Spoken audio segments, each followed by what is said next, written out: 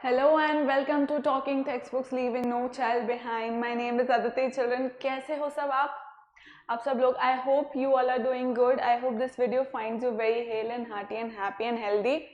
And children, यहाँ पे हम लोग आपको कोटा से क्वालिटी लेवल एजुकेशन प्रोवाइड कर रहे हैं थ्रू वीडियो लेक्चर्स ऑब्वियसली, और वो सारी क्लासेस जिनके लिए हम आपको वीडियो लेक्चर्स प्रोवाइड कर रहे हैं वो सब यहाँ मेंशन है. 6 to 8 Olympiads, then NTSC, NSC, JES, PRMO, 6 to 10 school level examinations, ये सब कुछ आप लोग देख सकते हैं. चिल्ड्रन, मूविंग ऑन, आज का जो लेक्चर है that is on ration proportion. So children, ration proportion हम ऑलरेडी कर चुके हैं, पूरा कंप्लीट हो चुका है chapter, right. And exercise 1, 2 and 3 आपको गूगल क्लासरूम के ऊपर सबमिट करनी है. एंड आज का जो लेक्चर है that is revision for this lecture, मतलब दिस चैप्टर रेशन प्रपोर्शन का हम लोग पूरा आज रिविजन करेंगे चिल्ड्रन, और बाकी सारी चीज़ें जो है वो आपको पता ही है आज के लेक्चर के बाद. So it is very helpful for those people जिनको लगता है कि पूरा चैप्टर आता है और उन्हें पूरे लेक्चर्स देखने की ज़रूरत नहीं, क्योंकि रिविजन है तो की पॉइंट्स जो होंगे वो ब्रश अप हो जाएंगे, राइट. और जिन्होंने पूरा लेक्चर देखा है उनके लिए भी it is very useful. Why? Because उससे ये होगा कि जहाँ जहाँ पर भी अगर कोई पॉइंट छूट गए होंगे या कोई चीज़ है जो नहीं समझ आई होगी तो वो दोबारा से हम कर पाएंगे और क्वेश्चंस वगैरह करने में हमको थोड़ी और आसानी हो जाएगी, राइट. एंड देन हम जानते ही हैं कि रेशन प्रपोर्शन एक बहुत ही मैग्निफिसेंट, मतलब उसका यूज़ भी बहुत जगह होता है, ऐसा तो है नहीं कि कोई एक पर्टिकुलर जगह पर हम उसे यूज़ कर रहे हैं, राइट. तो इसलिए रेशन प्रपोर्शन समझना बहुत ज़रूरी है, बिकॉज आगे लेवल तक ये चीज़ें जाएगी children, right. Let me tell you that. So before starting, this is our super awesome team. हम सबके लेक्चर्स अवेलेबल हैं जो टॉकिंग टेक्स्ट बुक्स का चैनल है उसके ऊपर, एंड प्लेलिस्ट बनी हुई है अलग अलग. आपको अपनी क्लास वाइज क्लास के अकॉर्डिंग आपको लेक्चर्स गो थ्रू करने हैं. एंड अगर ऐसा कुछ भी कोई कहीं पर भी कुछ प्रॉब्लम आती है तो do let us know children in the comment section, या आप टेलीग्राम कर सकते हैं या आप व्हाट्सएप कर सकते हैं, राइट चिल्ड्रन. सो नंबर्स मैं बता ही दूंगी आपको, हर बार बताती हूँ, but then again I am going to tell you. So but before that, this is me. I'm taking NMTC primary, sub junior as well as mathematics 6 to 8. So my name is Aditi and ये हम लोग का Telegram channel है children. उस पर like different class wise है, and what important part is that like जो भी लेटेस्ट इन्फॉर्मेशन होगा regarding the classes that will be given to you through Telegram, and none of your classes would go missed according to this, right children. This is our website talkingtextbooks.in, और यहाँ पर आपको packages दिखेंगे. ये दो packages यहाँ पे दिख रहे हैं, which is for 6th, 7th and 8th. It is same 9,000 highest package, but then when you use my code AVLIVE you get 30% of discount. ये लिखा हुआ 30% discount. So this complete package would be for 6,300 and this package would be for 2,450 children, right. So अब इसके अंदर क्या हो रहा है basically, like this complete package you will be getting the study material as well as the test series, then biweekly quizzes are there, homework submission would be there, test series होंगे, सब चीज़ होगी, right. Everything you will be getting. And then if you do not require this package, मतलब complete package की अगर आपको ज़रूरत नहीं है, you feel that you do not require that, then you can opt for the second package which is the complete test series.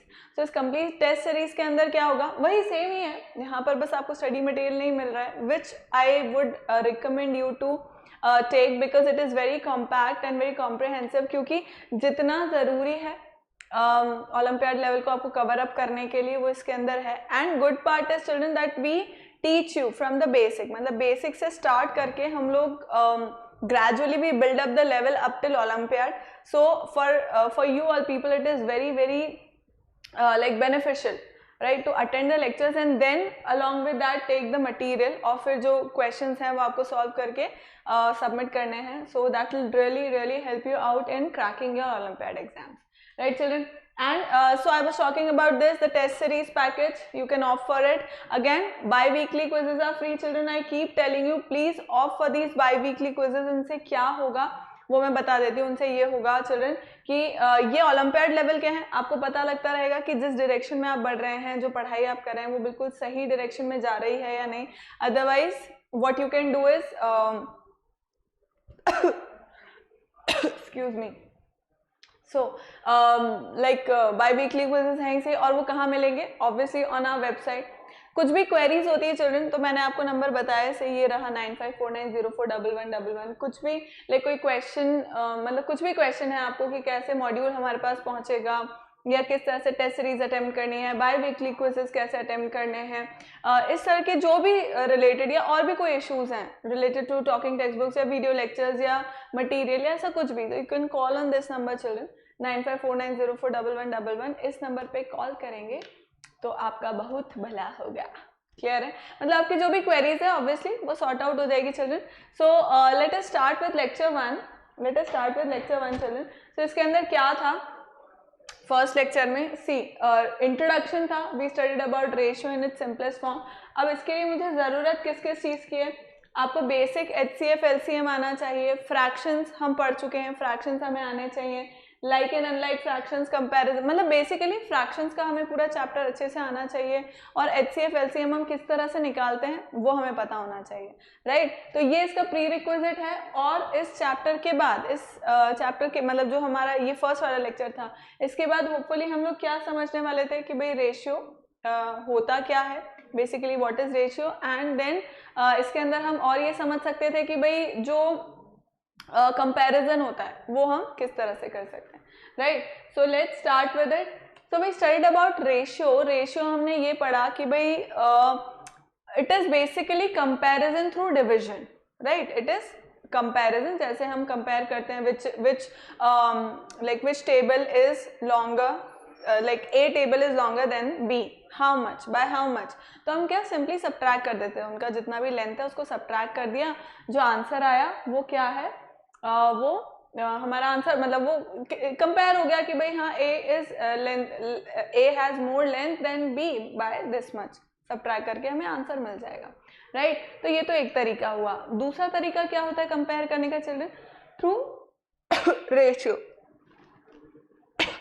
Ratio के through हम लोग कंपेयर कर सकते हैं कि कौन सा जो लेंथ है या जो भी है वो वो ज़्यादा बड़ा है या छोटा है, इस तरह से, तो वो चीज़ हम कंपेयर कर सकते हैं चिल्ड्रन थ्रू रेशियो।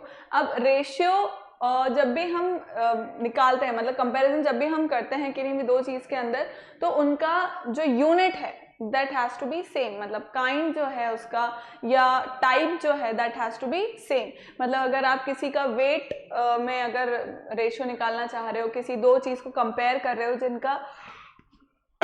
जिनका वेट आपको कंपेयर करना है, तो अगर एक kg में है तो दूसरा भी kg में ही होगा, एक अगर ग्राम में है तो दूसरा भी ग्राम में ही होगा। तो ये कुछ बेसिक चीज़ें हैं इसके बारे में कि भाई रेशियो के अंदर ये होता है। देन अगेन रेशियो को आप किस तरह डिनोट कर सकते हैं? A and then this colon sign and then B, right? या तो आप फ्रैक्शन फॉर्म में कर सकते हो भाई A अपॉन B, या फिर आप इस तरह से भी कर सकते हो कोलन फॉर्म में A कोलन B, राइट? इस तरह से you can do it. So children this मतलब A जो फॉर्मर जो हम लिख रहे हैं या जो न्यूमरेटर है उसको बोला जाता है एंटीसीडेंट, और जो लेटर में हम लिख रहे हैं, राइट, या denominator that is known as consequent, right? उसको हम क्या बोलते हैं? कॉन्सिक्वेंट बोलते हैं। So this was basic thing, और इस तरह से हम इसको डिनोट कर सकते हैं। Then it is in the same kind, same quantity, मतलब सेम तरह की काइंड या टाइप ऑफ क्वांटिटी में हम उसके रेशियोज को निकाल सकते हैं। And obviously denominator can not B zero, जो डिनोमिनेटर है वो जीरो नहीं हो सकता। क्यों नहीं हो सकता? क्योंकि that will be not defined, मतलब डिनोमिनेटर में अगर जीरो आ जाएगा तो that will not be defined children. Clear है? So this is the thing children, ये हमने कर ही लिया था। अगर किसी को कुछ रह गया और छूट गया उसमें से तो कॉपी डाउन कर लो children, but this was it.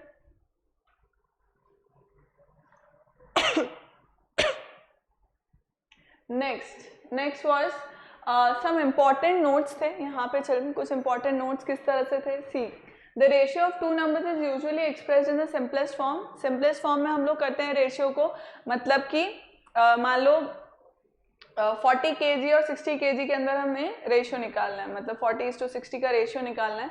तो जनरली हम क्या करेंगे उसके अंदर चिल्ड्रन, जो उसका कॉमन HCF है उसको हटा करके और उसको लोएस्ट फॉर्म या सिंपलेस्ट फॉर्म में रखेंगे, राइट? तो जनरली रेशियोज जो रहते हैं वो सिंपलेस्ट फॉर्म में होते हैं। Then second point was in a ratio we compare two quantities of same kind. ये हमने देख लिया कि भाई रेशियो जो होता है अगर हम उसको कंपेयर कर रहे हैं, दो क्वांटिटीज को कंपेयर कर रहे हैं, सेम क्वांटिटीज को कंपेयर कर रहे हैं, तो उसका एंड ऑब्वियसली डिवाइड कर रहे हैं, तो इसका मतलब it has to be unitless, मतलब फाइनल रेशियो का जो वैल्यू निकलेगा दैट विल बी यूनिटलेस, क्योंकि हम सेम टाइप को कंपेयर कर रहे हैं, right children. So it is of the same kind and ratio has no unit और it is independent of the unit in the quantities compared, right. तो ये एक और चीज है। Then the order of the terms in a ratio A is to B is very important. The ratio 3:2 is different from the ratio excuse me, ये मैंने children समझाया ही था कि ऑर्डर बहुत जरूरी होता है। A is to B लिख रहे हो,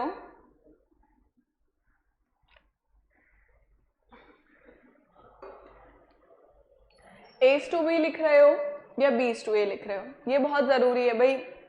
आप कंपेयर कर रहे हो 7/11 kg, 7:11 या 11:7, those are not same, obviously value change हो जाएगी, राइट। हम डिवाइड भी करेंगे तो एक इम्प्रॉपर फ्रैक्शन निकलेगा और एक प्रॉपर फ्रैक्शन निकलेगा, बहुत ही बेसिक लेवल पर अगर बात करें तो, राइट। तो इस तरह से ये तो डिफरेंट हो गया चिल्ड्रन, है ना। तो ये एक बात थी। फिर next we can multiply or divide the terms of the ratio by a non-zero number which does not alter the value of the ratio। तो हम किसी भी नंबर से किसी भी तरह से उसको मल्टीप्लाई डिवाइड कर सकते हैं चिल्ड्रन। तो उससे क्या होगा, see we can multiply divide both the terms of the ratio by non-zero number which does not alter the value of the ratio. ठीक है, मतलब मैंने समझाया सही आपको कि भाई रेशियो है, जिस तरह से इक्विवेलेंट फ्रैक्शन नहीं निकालते, सेम वही तरीका है कि भाई एक ही नंबर है मेरा, मतलब एक रेशियो मैंने एक फ्रैक्शन ले रखा है, उसको अगर सेम नंबर से मल्टीप्लाई डिवाइड कर रही हूँ तो मेरा जो रिजल्टेंट है वो भी क्या आ रहा है, वो भी एक मतलब उसका इक्विवेलेंट ही आ रहा है। तो same is the case in ratio as well. आप कोई भी एक सर्टेन रेशियो है उसको मल्टीप्लाई डिवाइड अगर एक ही नंबर से करोगे, राइट, तो it won't affect the overall value of the ratio, it will remain the same, है ना। तो that can be does not alter the value of the ratio. ये कॉमन चीज थी। अगर कोई किसी का पॉइंट छूट गया है तो लिख लो इसके अंदर।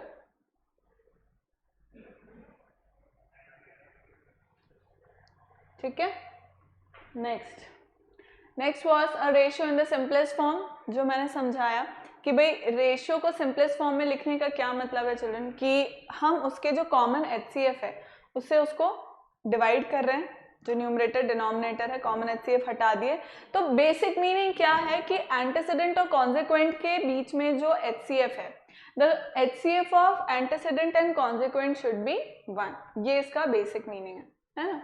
So a ratio A is to be said to be in its lowest form or simplest form if A and B have no common factors except for 1.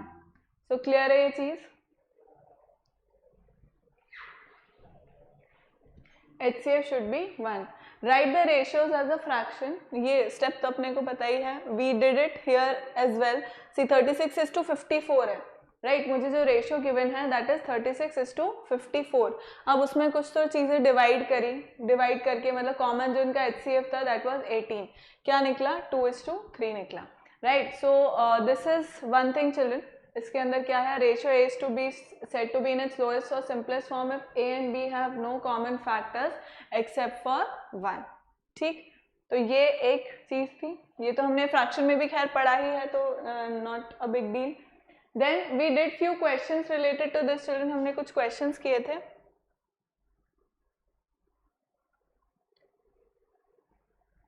Then lecture 2, so lecture 2 के अंदर हमें क्या पढ़ना था, comparison of ratio, equivalent ratio and dividing a whole in a ratio, right? So let's do it। अब इसके अंदर children हमें क्या क्या पता होना चाहिए, बेसिकली रेशियो क्या होता है ना, तो ये हम पुराने लेक्चर में पढ़ चुके हैं। सिंपलेस्ट फॉर्म कैसे निकालना है रेशियो का, this also we have studied. और तीसरी चीज क्या थी कि भाई कंपैरिजन खैर हम अभी पढ़ भी लेंगे बट वैसे भी हमें आता है, राइट। तो सिंपलेस्ट फॉर्म ऑफ रेशियो और रेशियो हमें इतना पता होना चाहिए, बाकी कंपैरिजन हम अभी पढ़ ही रहे हैं। मतलब इस पर्टिकुलर लेक्चर के बाद आपको कंपेयर करना आ जाएगा रेशियोज को, देन उनका जो like we can say equivalent ratios निकालने आ जाएंगे, then dividing a whole in a given ratio ये करना आ जाएगा, right children। So let's move on। So first is comparison of ratios. अब कंपेयर कैसे करते हैं, तो दो तरीके थे चिल्ड्रन, जैसा आपने फ्रैक्शन में पढ़ा था। इसलिए मैं बोल रही हूँ कि रेशियो पढ़ने से पहले हमें फ्रैक्शन की जो नॉलेज है वो अच्छी होनी चाहिए, मतलब फ्रैक्शन जो चैप्टर है उसके बेसिक्स अच्छे से क्लियर होने चाहिए। तो इसके अंदर क्या था चिल्ड्रन कि हम like we were writing the what we were doing कि हमने फ्रैक्शन जो हमारा रेशियो है उसको लिख लिया। अब आप उसको फ्रैक्शन फॉर्म में लिख लो, है ना, जो हमारा रेशियो गिवन है H2 की फॉर्म में और कोलन की फॉर्म में, राइट, कोलन लगा करके जो दिया हुआ है, तो उसकी जगह आप उसको फ्रैक्शन में लिख लो। अब एक तरीका तो ये होता है कि भाई दो, अगर आपको दो रेशियोज दे रखे हैं उनके बीच में कंपैरिजन करना है तो क्रॉस मल्टीप्लाई करके निकाल लेंगे। ये मेथड एक लगा हुआ है ना, लिखा ही हुआ है कि क्रॉस मल्टीप्लाई कर लेंगे। फ्रैक्शन में भी हमने ये चीज़ की है। और दूसरा मेथड क्या था, फ्रैक्शन में हम लोग क्या कर रहे थे, अगर मल्टीपल है, राइट, मल्टीपल अगर हैं तो what we were doing, we were taking out the LCM of the denominator, right. तो डिनोमिनेटर का एलसीएम निकाल रहे थे, तो यहाँ पे भी हम लोग निकाल सकते थे 3/5 है और 4/7 है, तो मैं एलसीएम का दैट इज 7 and 5 का क्या निकाल सकती हूँ, जो उनका एलसीएम है वो निकाल सकती हूँ, राइट। और एलसीएम निकालने के बाद फिर बस उसको उसके अकॉर्डिंग करना है, जैसे अपन उसके अंदर करते थे, फ्रैक्शन के अंदर करते थे, इक्विवेलेंट उसका वो बना लिया, भाई सेम रेशियो बन गया। अब क्या होगा, 21/35 एंड 20/35। अब इन दोनों में से कौन सा बड़ा है चिल्ड्रन, तो वो हमको आसानी से पता लग जाएगा। मीन्स 21:35 इज ग्रेटर और 20:35 इज ग्रेटर, तो इन दोनों में से फिर हमें चीज़ें पता लग जाएगी, राइट है चिल्ड्रन। सो मतलब पता क्या लग जाएगी इसके अंदर, सिंपल सी बात है, मतलब अगर एलसीएम सेम है, मतलब डिनोमिनेटर सेम है, तो जिसका न्यूमरेटर बड़ा है वो रेशियो बड़ा हो गया, सिंपल। तो 21 का रेशियो बड़ा है तो मतलब 3:5 रेशियो जो होगा वो बड़ा हो जाएगा, ये सिंपल सी बात है। क्लियर है चिल्ड्रन। तो ये हमारा कंपेरिजन था। Next was equivalent ratio. अब इक्विवेलेंट रेशियो भी सेम चीज है चिल्ड्रन कि उसके अंदर आप कोई एक पर्टिकुलर नंबर आपको दे रखा है, अब उसी में आप मल्टीप्लाई डिवाइड कर रहे हो, राइट। यही था इसका मीनिंग, यही था कि भाई या तो आप डिवाइड कर रहे हो या आप उसको मल्टीप्लाई कर रहे हो, है ना। सो 8/24 है, 8/24 का मैंने कॉमन एचसीएफ ले लिया 8 जो मुझे दिख रहा है, एंड देन डिवाइड किया 1/3 आया, राइट। सो 1/3 आने से क्या हुआ चिल्ड्रन कि अब 1/3 क्या है, इसका इक्विवेलेंट रेशियो है, राइट। क्यों, क्योंकि अगर मैं 1/3 में 8 को मल्टीप्लाई करूंगी, मल्टीप्लाई मतलब यहाँ पे मल्टीप्लाई किया, यहाँ पे मल्टीप्लाई किया, तो मुझे 8/24 मिल जाएगा, सिंपल सी बात है ना। तो इक्विवेलेंट रेशियो क्या था children, one and the same thing. Fraction और रेशियोज में बहुत सिमिलैरिटीज है, राइट। फ्रैक्शन और रेशियोज में बहुत सारी मतलब उसके अंदर भी इक्विवेलेंट रेशियो, इक्विवेलेंट फ्रैक्शन जिस तरह से निकाल रहे होते हैं, कंपैरिजन जिस तरह से कर रहे होते हैं, सिंपलेस्ट फॉर्म में जिस तरह से निकाल रहे होते हैं, काफ़ी सारी चीज़ें वो सिमिलर ही हैं, right. So I am assuming कि क्योंकि हम वो चैप्टर बहुत अच्छे से पढ़ चुके हैं, उसका रिविजन और उसके ओलंपियाड लेवल के क्वेश्चन ये सब कुछ हम कर चुके हैं, तो आई एम होपिंग कि ये चैप्टर आपको काफ़ी कुछ क्लियर हो रहा होगा, and after the revision and then olympiad level question तो आपको और ज़्यादा अच्छे से क्लियर हो जाएगा, राइट। सो 8/24 है, उसको मैंने डिवाइड कर दिया, 8 से 1/3 आ गया। ये हमने निकाल लिया कि भाई किस तरह से मुझे इक्विवेलेंट रेशियोज निकालने हैं। Other part what did I do, 2/7 है, अब 2/7 है, इसमें मैं 2 में भी 2 में 2 से मल्टीप्लाई कर रही हूँ, 7 में भी 2 से, मतलब आप अगर कोई भी रेशियो ले रहे हैं ना तो उसके अंदर आपको किसी एक पर्टिकुलर नंबर को मल्टीप्लाई करना है, राइट। मतलब यहाँ पर है, यहाँ पर किसी एक पर्टिकुलर नंबर को आपको मल्टीप्लाई करना होगा, तो न्यूमरेटर में भी उसी से करोगे, डिनोमिनेटर में भी उसी से करोगे, और अगर डिवाइड कर रहे हो उनका कोई कॉमन एचसीएफ, अब जैसे 2/7 है तो इनका एचसीएफ 1 है, तो इसमें अब आप और डिवाइड नहीं कर सकते, you can only multiply, right. So ये सब चीज़ें हमको पता है। So this was equivalent ratio children. Next was dividing a whole in a given ratio. अब डिवाइडिंग अ होल था इन अ गिवन रेशियो, मतलब कि कोई एक पर्टिकुलर अमाउंट मुझे गिवन है ना, कोई एक पर्टिकुलर अमाउंट मुझको गिवन है, अब वो 2 पार्ट्स में डिवाइड होना है या 3 पार्ट्स में डिवाइड होना है, राइट। और ज़रूरी नहीं है इक्वल पार्ट्स में डिवाइड हो, ऐसा कोई ज़रूरी नहीं। जैसे हमने पढ़ा था फ्रैक्शन के अंदर कि भाई फ्रैक्शन का जो न्यूमरेटर होता है वो क्या होता है, इक्वल पार्ट्स में, मतलब जो फ्रैक्शन होते हैं वो इक्वल पार्ट्स में डिवाइडेड होते हैं, राइट। बट देन रेशियो में ऐसा कुछ ज़रूरी नहीं, भाई एक होल पार्ट है, राइट, अब उसको आप डिवाइड कर रहे हो, but then it is not necessary that it has to be equal. किसी भी फॉर्म में हो सकता है, मतलब किसी को ज़्यादा मिल सकता है, किसी को कम मिल सकता है, किसी को और कम मिल सकता है, किसी को बहुत ज़्यादा मिल सकता है, राइट। सो ए मान लो 3 पार्ट्स में अगर डिवाइड हो रहा है वो A:B:C, राइट, या हमने यहाँ पे एक एग्जाम्पल लिया A:B का, राइट। तो हम किस तरह से, भाई रेशियो गिवन होगा हमें या टोटल अमाउंट गिवन होगा, कोई ना कोई एक चीज़ तो हमें गिवन होगी सही, उससे हम बाकी की चीज़ें रिड्यूस कर लेंगे। भाई देखो टोटल अमाउंट गिवन है, रेशियो गिवन है, तो हम फाइंड आउट कर सकते हैं कि ए का शेयर कितना होगा और बी का शेयर कितना होगा। मान लो यहाँ पे एक और पर्सन है सी, ठीक है, सी पर्सन और है, तो अब इस 100 रुपीज़ को 2:1 में मान लो कर लिया है ना, 2:2:1 में, या कैसे भी कर लिया है। तो अब वो क्या होगा, वो किस तरह से हम लोग बांटेंगे उसको, किस तरह से ए का कितना शेयर होगा, बी का कितना होगा, सी का कितना होगा, वो हम इस तरह से फाइंड आउट करते हैं। तो इसके 2 तरीके मैंने बताया था आपको चिल्ड्रन। एक तो था कि भाई वो शेयर निकाल, एक सबका शेयर निकालो। दूसरा तरीका क्या था, अलजेब्रा वाला था कि भाई तीनों उसमें एक्स नंबर को मल्टीप्लाई करके और फिर उससे निकाल लो, right. Children just a second.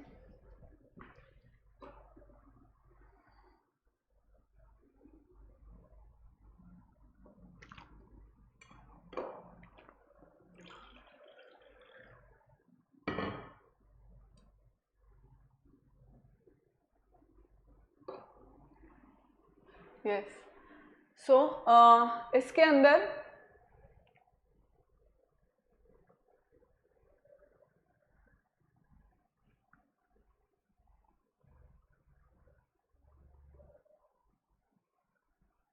जैसे हमने 140 का एग्जाम्पल लिया था, है ना, और 2 पार्ट में उसको डिवाइड किया A:B में। सो इसका रेशियो मुझे गिवन था 2:5। अब मुझे पता करना है कि भाई ए का कितना पार्ट होगा और बी का कितना पार्ट होगा, है ना। तो अब ए का पार्ट निकालने के लिए अब इसका प्रोसीजर क्या है। फर्स्ट प्रोसीजर तो ये है कि मैं रेशियोज का सम करूंगी, ठीक है। रेशियोज का सम किया, 2 + 5 7 आ गया, है ना। फिर उसके बाद ए शेयर, ए का शेयर इसके अंदर कितना होगा चिल्ड्रन, दैट विल बी जो मेरा इसका पार्ट है, दैट इज 2, है ना। 2 मैंने ले लिया, मतलब जो रेशियो, जो टर्म ए की है वो ली मैंने, divided by sum of the ratios divide किए अपॉन इनटू टोटल अमाउंट, जितना भी टोटल अमाउंट होगा वो, राइट। तो ये कितना हो जाएगा 2/7 × 140, राइट। तो कितना आ गया, ये 40 आ गया। अब इसमें बी का शेयर निकालना इज इजी, क्या कर सकते हो आप, सिंपली बी में मतलब ए का शेयर आपने निकाल लिया, दैट इज 40, टोटल में से सब्ट्रैक्ट कर दो तो बी का शेयर निकल जाएगा, है ना। ए का शेयर जो भी आया उसको आप क्या करोगे, भाई बी के जो टोटल है उसमें से सब्ट्रैक्ट कर दोगे तो बी का शेयर मुझे मिल जाएगा, राइट। ये एक तरीका हुआ। बट देन अगर आपको 3 निकालना है ए बी सी, तो बी का निकालना पड़ेगा। तो अगेन बी का शेयर कैसे निकलेगा, भाई उसका जो रेशियो है, उसका जो टर्म है वो लिखा अपॉन जो टोटल सम ऑफ रेशियो है, दैट इज 7 जो हमने निकाल लिया, multiplied by total amount, right. तो वो टोटल अमाउंट निकल गया। अब मान लो सी भी है, तो प्रोसीजर कैन बी सेम, सी का जो रेशियो है अपॉन जो टोटल है मल्टीप्लाइड बाय टोटल अमाउंट, मतलब total ratio multiplied by total amount जो हो गया, ये एक तरीका। नहीं तो ए और बी का जो शेयर है उसको ऐड किया, टोटल में से सब्ट्रैक्ट किया, सी का शेयर मिल गया, राइट। तो ये एक तरीका हुआ। दूसरा तरीका हमने क्या पढ़ा children, that was for x, जो अलजेब्रा वाला मेथड था, वो क्या था, A:B है। अब वैसे भी मुझे पता लग रहा था कि ये जो 40 और 100 है, ये जो 40 और 100 है वो 2 और 5 के ही क्या है, मल्टीपल्स हैं। मतलब 2 और 5 में अगर मैं 20 मल्टीप्लाई कर दूं, 2 में मल्टीप्लाई 20, मतलब इक्विवेलेंट फ्रैक्शन, इक्विवेलेंट रेशियो अगर मैं बनाना चाहूँ इसका, तो 2 में 20 से मल्टीप्लाई कर दूं, 5 में 20 से मल्टीप्लाई कर दूं, तो मुझे इन दोनों के जो शेयर हैं वो पता लग रहे थे, है ना। तो मुझे मतलब एक कॉमन नंबर ही निकालना था, एक कॉमन टर्म ही निकालनी थी जो इन दोनों से मल्टीप्लाइड थी, और वो निकलते ही मुझे क्या पता लग गया, जो टोटल अमाउंट था वो पता लग गया। तो अब इसके अंदर भी मैं क्या कर सकती हूँ चिल्ड्रन, सी 20:5 है, 40:100। अब मैं यहाँ तो मुझे पता लगा, यहाँ तो मुझे पता था कि भाई 20 मैंने मल्टीप्लाई किया है, राइट। बट देन मान लो मुझे पता नहीं है, मुझे पता नहीं है कि एक सर्टेन नंबर वो क्या है जिसे मैं मल्टीप्लाई कर रही हूँ, तो मुझे फाइनल वैल्यू पता लग रही है, राइट, कि वो क्या है। तो मैं क्या कर रही हूँ उसके अंदर 2 × x, है ना, यहाँ पे तो पता था, बट मैं क्या मान रही हूँ कि x है, आई डू नॉट नो, मुझे नहीं पता ये 20, मैंने इस मेथड से नहीं किया, मुझको नहीं पता कि वो एक सर्टेन नंबर क्या है जिसको मैं 2 से ही मल्टीप्लाई करूंगी, 5 से ही मल्टीप्लाई करूंगी तो मुझको टोटल अमाउंट मिल जाएगा, मुझको नहीं पता। बेसिकली ये क्या हो रहा है चिल्ड्रन, इस 140 का डिवीजन ही तो हो रहा है, 140 का डिवीजन ही तो हो रहा है। अब उस डिवीजन को करके, उस डिवीजन को 2 पार्ट में करके उन्होंने क्या किया, उसको सिंपलेस्ट फॉर्म में लिख दिया है, उसको सिंपलेस्ट फॉर्म में लिख दिया है, मतलब कि उसके HCS हटा दिए है। तो बस मुझे वो एक नंबर ही तो फाइंड आउट करना है। तो मैं क्या कर रही हूँ यहाँ पे, x से मल्टीप्लाई, x से मैं मल्टीप्लाई कर दूंगी, मुझे नहीं पता, मैंने ये सब नहीं किया है, मैं x से डायरेक्ट मल्टीप्लाई कर दूंगी। x से मल्टीप्लाई किया तो 2x प्लस 5x एक्चुअली मुझे क्या दे रहा है, मेरा ओवरऑल जो टोटल अमाउंट है, वो जो टोटल अमाउंट 140 है वही दे रहा है मुझे, है ना, क्योंकि 40 plus 100 is giving me 140, so that means 2x plus 5x should give me 140। Simple logic है ना, जो हमने यहाँ से निकाला। अब 2x plus 5x gives me 7x equals to 140, x का वैल्यू मेरा 20 निकल गया। x का वैल्यू 20 निकलते इसके अंदर भी डाल दो, 2 इंटू 20, 5 इंटू 20 डाल दो, तो this becomes what, 40 is to 100। तो ये मुझे 40 और 100 दोनों, a का शेयर पता लग गया दैट इज 40 और b का शेयर पता लग गया that is 100। Clear children? So please एक बार और कॉपी कर लो अगर किसी ने नहीं किया है तो।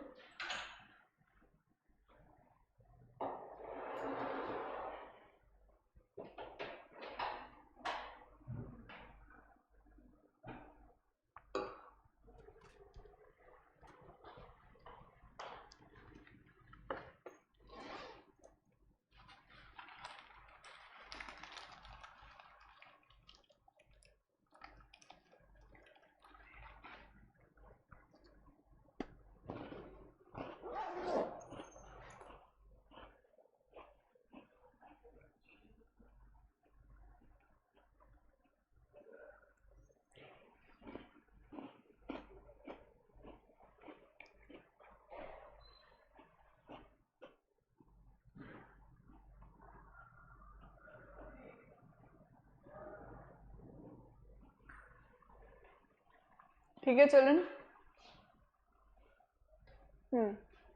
These were few questions that we attempted. ये कुछ क्वेश्चंस थे जो हमने किए थे।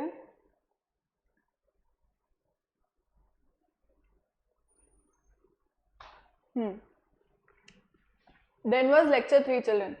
फिर हमने क्या किया था, लेक्चर 3 उसके अंदर भी studied about proportion, unitary method, continued proportion, mean proportion and third proportion. इन चीज़ों के बारे में हमने पढ़ा था, है ना। तो इससे पहले आपको क्या पता होना चाहिए, ऑब्वियसली जो इससे पहले वाले चैप्टर्स में हमने पढ़ रखा है कि भाई रेशियो, कंपैरिजन, इक्विवेलेंट रेशियो क्या होते हैं, डिवाइडिंग अ होल, राइट, ये सब चीज़ें, मतलब डिवाइडिंग अ होल नहीं भी पता हो प्रोपोर्शन और इससे पहले, पर इट इज़ अंडरस्टूड कि भाई रेशियो हमें समझ में आ रहा है तो उतना तो समझ आएगा इसे। एंड इस लेक्चर के बाद ऑब्वियसली हमें ये सब चीज़ें क्लियर हो जाती, कि प्रपोर्शन क्या होता है, कॉन्टिन्यूड प्रपोर्शन क्या होता है, यूनिटरी मेथड क्या होता है, ये सब चीज़, है ना। सो लेट्स स्टार्ट। सो सबसे पहले प्रपोर्शन। अब प्रपोर्शन मैंने आपको बताया था इस डायग्राम के लिए कि this is the golden spiral which is actually made from the golden ratio. अब वो गोल्डन रेशियो क्या होता है, वो फिबोनाची सीरीज से बनता है, फिबोनाची सीरीज क्या होती है, ये सब चीज़ें मैंने आपको एक्सप्लेन करी थी, राइट।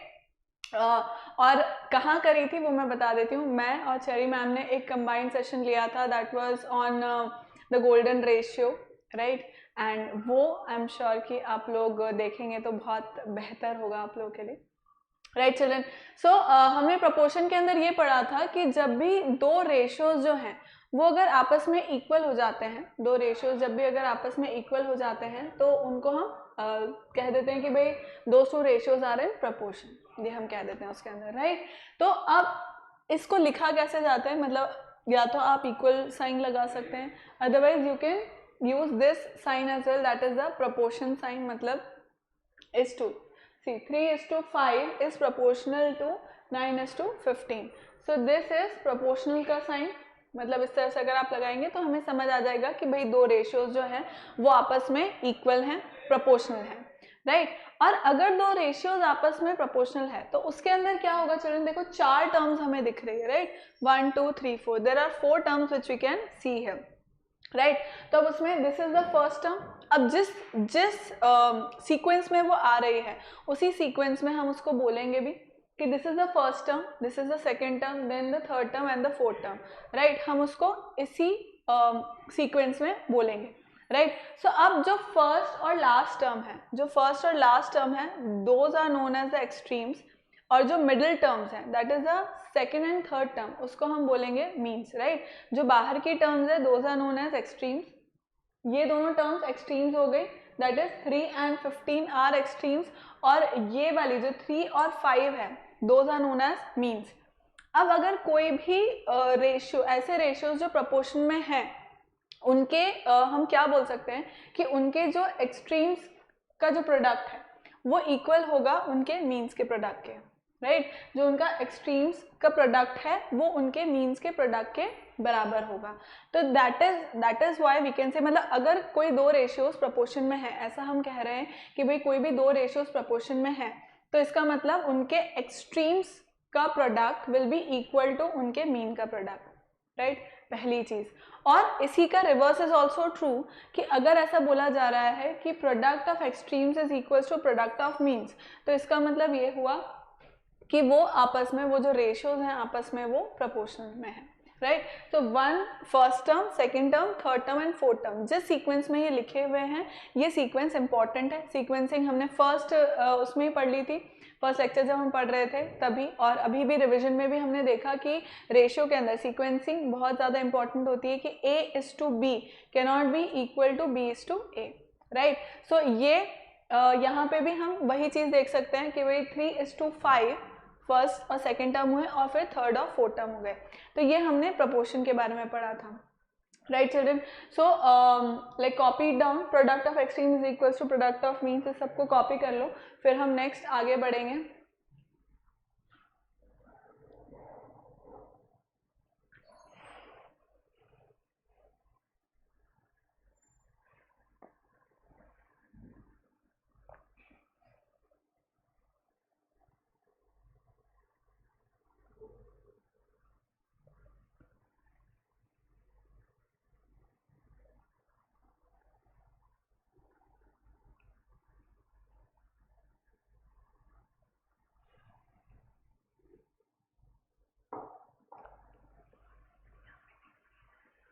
चलो next moving on children. So this was unitary method, we studied about the unitary method children. अब इसके अंदर हमने क्या पढ़ा था, यूनिटरी मेथड का मतलब ये होता है, यूनिटरी इटसेल्फ मीन्स यूनिट, मतलब हम कोई भी क्वांटिटी जो है वो एक यूनिट टर्म के लिए निकालना चाह रहे हैं, राइट। एक यूनिट टर्म के लिए जब भी हम निकालना चाह रहे हैं तो उसको हम यूनिटरी मेथड बोल देते हैं। तो अब धीरे धीरे क्या होता है, जैसे जैसे आप प्रैक्टिस करते जाएंगे तब हमें सिंगल यूनिट के लिए निकालने की ज़रूरत नहीं होगी, और अपने आप ही हम डायरेक्टली ही जितने वैल्यूज़ के लिए हमें रिक्वायर्ड है उसके लिए हम निकालना स्टार्ट कर देंगे, जो भी वैल्यू हमें रिक्वायर्ड है, राइट। तो इसके लिए हमने बहुत सारे एग्जाम्पल लिए थे कि भाई मान लो अगर 5 चॉकलेट्स के लिए मुझे अमाउंट पता है ना, इसका एक स्पेसिफिक तरीका भी था जो यहाँ पे मेंशन है कि भाई मुझे 5 चॉकलेट्स के लिए अमाउंट पता है कि भाई इतना अमाउंट है, अब मुझे एक के लिए निकालना है। Unitary method says this only कि भाई यूनिट के लिए निकाल रहे हैं, तो उसमें एक का मैंने निकाला। अब एक यूनिट का अगर मैं अमाउंट निकाल रही हूँ तो मैं क्या कर रही हूँ, सिंपली डिवाइड कर रही हूँ। मतलब अगर मुझे 5 के लिए पता है, 5 आर्टिकल्स का अगर मुझे अमाउंट पता है तो एक के निकालने के लिए मैं क्या करूँगी, सिंपली डिवाइड कर दूंगी, भाई जो नंबर ऑफ आर्टिकल्स है उसको डिवाइड कर दूंगी। सिंपल अपना इंट्यूशन है ना, सिंपल सा इंट्यूशन है ये तो, कि भाई 5 चॉकलेट के लिए अगर मुझे गिवन है कि भाई 20 रुपये आ रहे हैं तो एक के लिए कितना आएगा, सिंपली अपन डिवाइड करेंगे ना। ये तो सिंपल सी बात हुई कि भाई एक के लिए कितना आ रहा है तो एक के लिए इतना इतना इतना इतना इतना ऐसे डिवाइड करेंगे। मतलब बेसिकली डिविजन होता क्या चल रहा है, that is successive subtraction, right. कि एक 5 काट लिए, फिर 5 काट लिए, फिर 5 काट लिए, फिर 5 काट लिए, है ना। तो उससे क्या हुआ, हमें पता लगता गया भाई कितनी चॉकलेट्स थी, है ना। तो ये इसका सिंपल लॉजिक होता है कि भाई 5 चॉकलेट है, उसके 20 रुपए है, तो एक चॉकलेट का कितना होगा, अपन डिवाइड कर देंगे तो मुझे एक के लिए पता लग जाएगा। अब एक के लिए मुझे पता लग गया, अब मुझे मल्टीपल के लिए पता करना है कि भाई 10 का कितना है, तो एक चॉकलेट अगर इतने रुपए में आ रही है तो 10 चॉकलेट कितने में आएगी, तो अपन सिंपली मल्टीप्लाई करते हैं, है ना। भाई ज्यादा का दे रखा है, कम के लिए निकालना है तो अपन डिवाइड करते हैं, एक के लिए निकालना है डिवाइड करते हैं, पर कम का दे रखा है ज्यादा के लिए निकालना है मल्टीप्लाई करते हैं। बेसिक इंट्यूशन है अपना, बेसिक इंट्यूशन से अपन करते हैं, बट उसको उन्होंने मेथड में भी बता दिया कि भाई आप एक के लिए निकालो तो 20 जो यहाँ दे रखा है अपन नंबर ऑफ आर्टिकल्स कर दो, आपको एक का वैल्यू पता लग जाएगा। अब मैनी के लिए जब निकालना है तो मैनी के लिए निकालने के लिए जो एक का वैल्यू है उससे मैनी मल्टीप्लाई कर दो, निकल गया, है ना। यही उन्होंने उसको प्रोसीजर में समझा रखा है। अब मान लो कि मुझे एक के लिए नहीं निकालना, है ना, एक के लिए मुझे नहीं निकालना, 5 का दे रखा है और 10 के लिए निकालना है ना, तो मैं क्या करूंगी, मेरा डायरेक्ट प्रोसीजर क्या होगा 20/5, डायरेक्ट प्रोसीजर क्या होगा 20/5, मतलब मैं डायरेक्टली क्या करूंगी,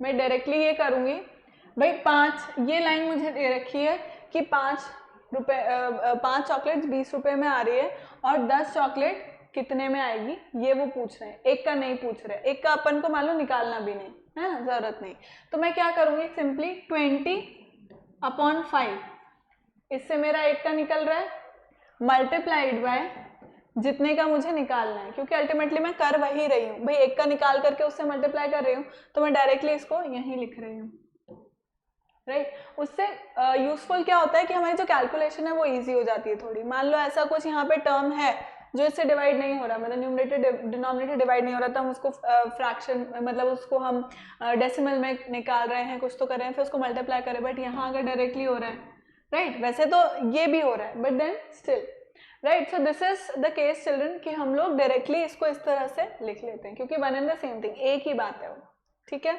एक बार नोट कर लो चिल्ड्रन इसको, अगर किसी ने नोट नहीं किया है तो।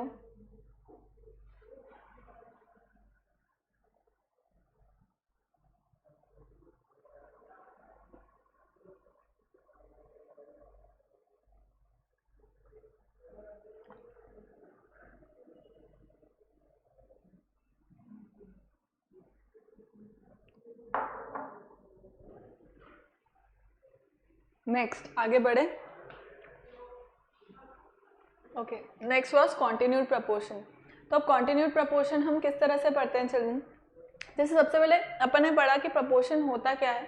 प्रपोर्शन ये होता है कि भाई दो रेशियोज हैं, वो अगर आपस में इक्वल हैं तो वो क्या कहलाएंगे, वो प्रपोर्शन में कहलाएंगे, राइट। अब इसी तरह से अगर मैं कॉन्टिन्यूड प्रपोर्शन की बात करूं तो कॉन्टिन्यूड प्रपोर्शन का क्या मतलब हुआ, जैसे कॉन्टिन्यूड प्रपोर्शन में, जैसे प्रपोर्शन में हम 4 टर्म्स ले रहे थे, 1 2 3 4, 4 अलग अलग नंबर्स थे, राइट। तो कॉन्टिन्यूड प्रपोर्शन के अंदर क्या है, सिर्फ 3 ही नंबर्स होंगे, A:B:C, मतलब A B और C, राइट, A B और C। तो अब इसको मैं कैसे लिख सकती हूँ, प्रपोर्शन में A:B is proportional to B:C या such that B:C, राइट।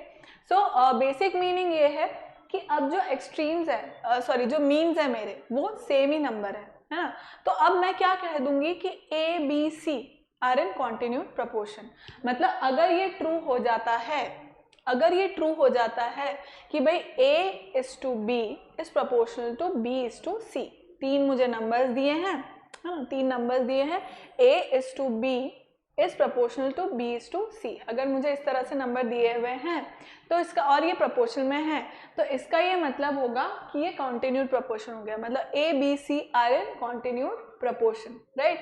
तो उसमें अब product of means is equals to product of extremes, तो एक्सट्रीम्स क्या है मेरे A और C, उनका product that is A into C will be equal to B square, that is B, मतलब B into B, right. So that will be equal to B square, ठीक है। तो B स्क्वायर इक्वल्स टू क्या हो गया, AC हो गया, this is continued proportion.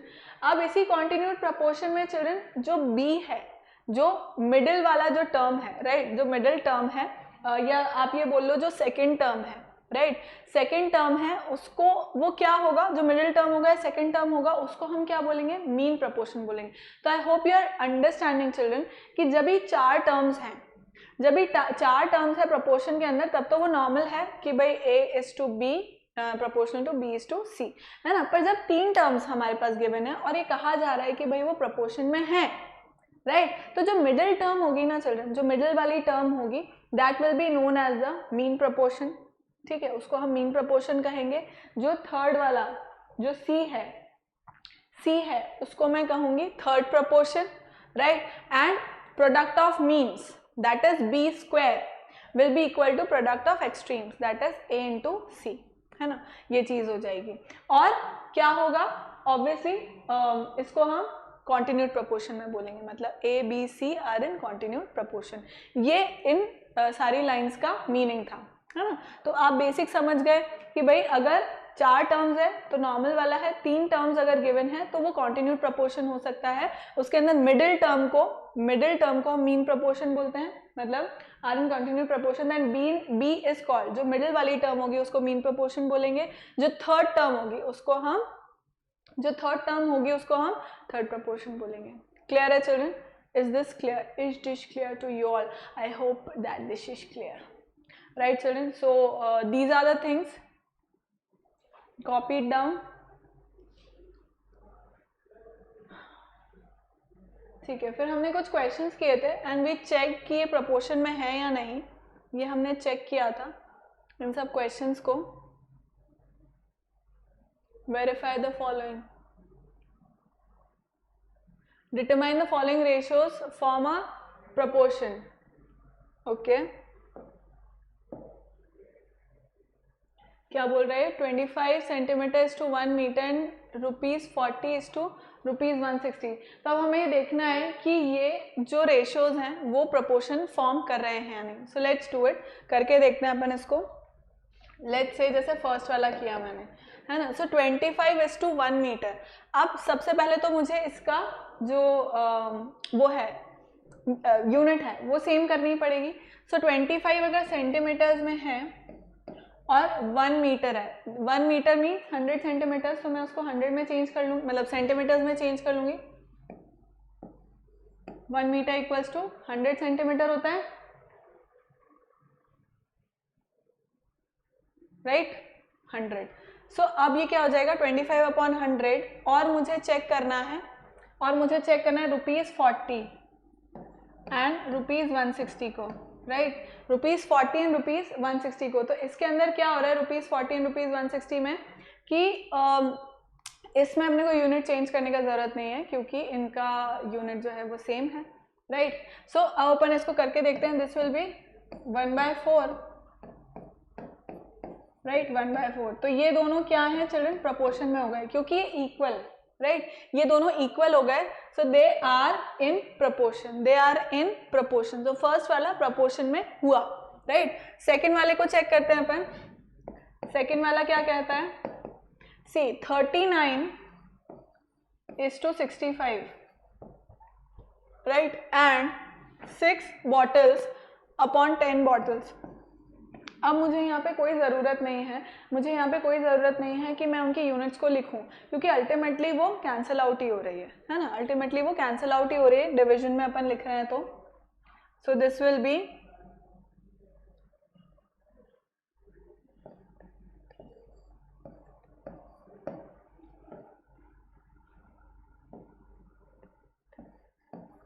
Right. So again these are also equal, मतलब मैं इसको क्या कह सकती हूँ कि they are in proportion. We'll write a better way instead of writing equals to, we'll write that they are in proportion, right. तो मैं इसको कैसे लिख दूंगी children, I write it like this, 3:5 is proportional to 3:5, मतलब वो equal ही हो गए, है ना। नेक्स्ट क्वेश्चन को करते हैं, थर्ड वाले को करते हैं अपन चेक कि वो प्रपोर्शन में है या नहीं। 200 ml, 200, अब वो ml में है, this is 2.5 litre, right. 2.5 litre को मिलीलीटर में अगर मुझे चेंज करना है तो I will be like dividing it, multiplying it with 1000 से मल्टीप्लाई करूंगी अगर मैं 2.5 को, तो what am I going to get 2500, right. So upon 2500 and these are in rupees only, so 4:50, cancel out हो गया ये। सो यस अगेन ये भी क्या है चिल्ड्रन, प्रपोर्शन में हो गए, 2/25, 2/25। So this also holds true then fourth वाला इज योर होमवर्क, फोर्थ वाला आपका होमवर्क है, वो आप खुद से स्वयं से करिएगा, या चलो मैं ही करके दे देती हूँ, क्या याद रखोगे आप लोग भी, 2/80 राइट, एंड 25 ग्राम्स है, 625 किलोग्राम्स है, तो this will be what, kilogram को ग्राम में कन्वर्ट करेंगे तो हमें बहुत सारा मल्टीप्लाई करना पड़ेगा, दैट इज 1000 मल्टीप्लाई करना पड़ेगा राइट, तो this is going to be how much, 2 4 8 and 0 and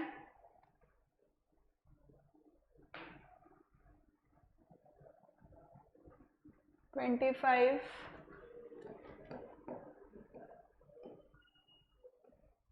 is this correct, 25 grams ही है क्या, 2/80 25/625, मुझे गड़बड़ लग रही है चिल्ड्रन कि ये ऐसा कुछ है, मुझको कुछ तो गड़बड़ लग रही है इसके अंदर, this won't be in proportion, then ये प्रपोर्शन में नहीं होगा children right, this won't be in proportion, क्योंकि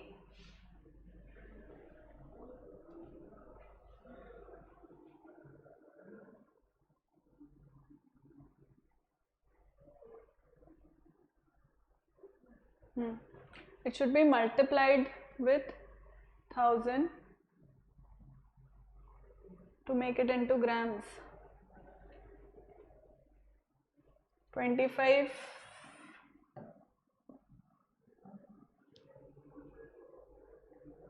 into 25,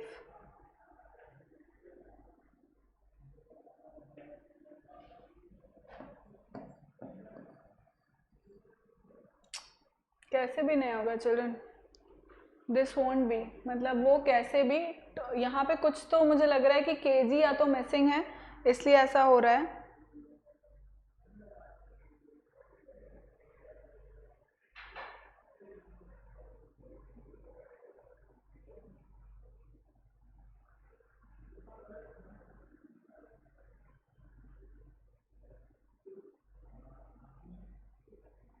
even if it is KG, even if it is KG, तो और मैं इसको अगर चेंज नहीं भी करूं, अगर ये ऐसे भी रह जाए राइट, तो भी 21/25 ही होगा right, so it is not proportional children, ये प्रोपोर्शनल नहीं होगा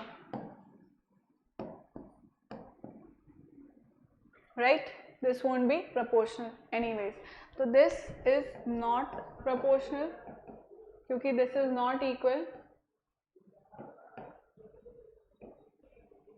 2 4 8 and 0 40, ऑफ कोर्स अगर ये 8000 अगर हो जाए तो भी पॉसिबल नहीं, किसी भी तरह से पॉसिबल नहीं चले, so right this is not proportional, बाकी पहले के 3 जो हैं वो बिल्कुल प्रोपोर्शन में हैं, clear children, so this was it for today children, thank you so much for watching, keep liking, keep subscribing and keep sharing, remember to hit the bell icon so that you remain notified for all our upcoming awesome videos, thank you so much children and bye bye, take care, remember to use my code AVLIVE to get 30% of discount, इसके बाद वाला जो lecture होगा वो हम लोग olympiad level का ले रहे होंगे, बाय बाय।